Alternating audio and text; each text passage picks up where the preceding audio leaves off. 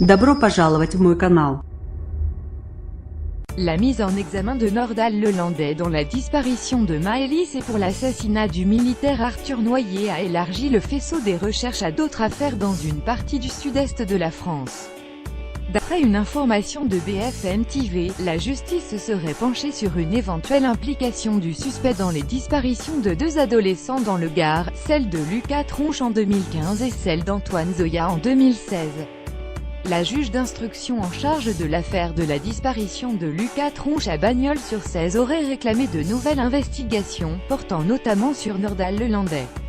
Le jeune garçon, âgé de 15 ans, n'a plus donné signe de vie depuis le 18 mars 2015.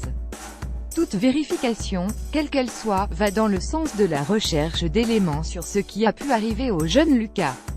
C'est un dossier qui dure depuis presque 3 ans, on n'a jamais eu une piste sérieuse, rappelle Isabelle Mimran, l'avocate des parents de Lucas Tronche, alors qu'aucun suspect n'a été mis en examen. Un portrait trop-bot qui correspond. Des proches de Nordal Lelandais habitent dans la région de Bagnols-sur-Cèze. Le principal suspect dans l'affaire Maëlys aurait effectué plusieurs déplacements sur place. Les enquêteurs devraient alors procéder à des vérifications téléphoniques, à des recoupements d'informations et démêler son emploi du temps. Lire aussi Affaire Maëlys et Noyer. La personnalité trouble de Nordal Lelandais. Pour le moment, aucun élément ne permet de relier Nordal Lelandais à la disparition de Lucas Tronche. Mais, comme dans l'affaire Estelle Mouzin et la tuerie de Chevaline, pour lesquelles l'implication de l'ancien maître chien a été un temps évoquée avant que la piste ne soit écartée, la justice étudie toutes les hypothèses. BFM TV rappelle par ailleurs que la police a diffusé en septembre dernier un appel à témoins et un portrait trop-bot d'un suspect, décrit comme étant enchevêtré avec des tatouages sur ses deux avant-bras.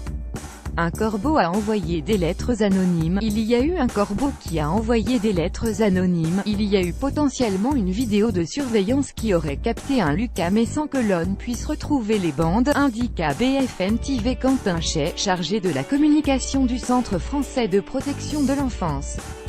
Un suspect tel que Nordal Lelandais est un rebondissement comme un autre et on ne sait pas ce que cela va donner. Le flou persiste aussi autour de la disparition d'Antoine Zoya, 16 ans, introuvable depuis le 1er mars 2016.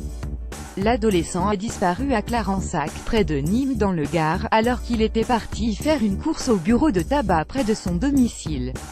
Des vérifications seraient en cours, toujours ciblant Nordal Lelandais, dont le profil inquiétant alimente sans cesse la chronique judiciaire.